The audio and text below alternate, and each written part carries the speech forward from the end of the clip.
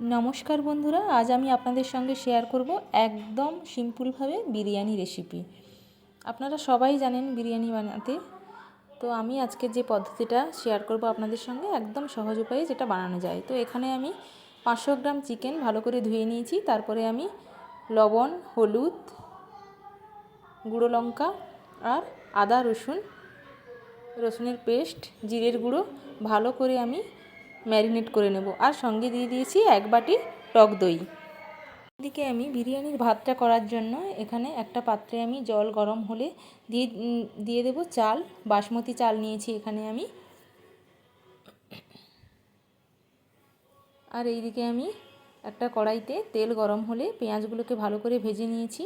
ভালো করে ভাজা হয়ে গেলে আমি এখানে ম্যারিনেট করা মাংসটা দিয়ে দেব। আর এখানে বেরেস্তার জন্য আমি পেঁয়াজ কুচিটাকে ভেজে নিচ্ছি।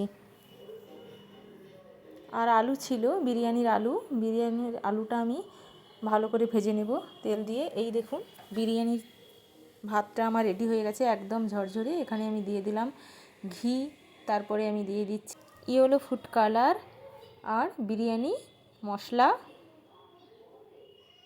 তারপরে আমি আলুগুলোকে দিয়ে দেব। আর এখানে আমার হয়ে যাওয়া চিকেনটা আমি দিয়ে দেব আর দিয়ে দিচ্ছি ওপর থেকে বেরেস্তা। ব্যাস, এবার ঢাকা দিয়ে আমি 5 থেকে 7 মিনিট হতে দেব। এই দেখুন আমার বিরিয়ানি রেডি। আপনারাও বাড়িতে অবশ্যই ট্রাই করুন। এখানেই আমি আজকের ভিডিওটি শেষ করছি। টাটা।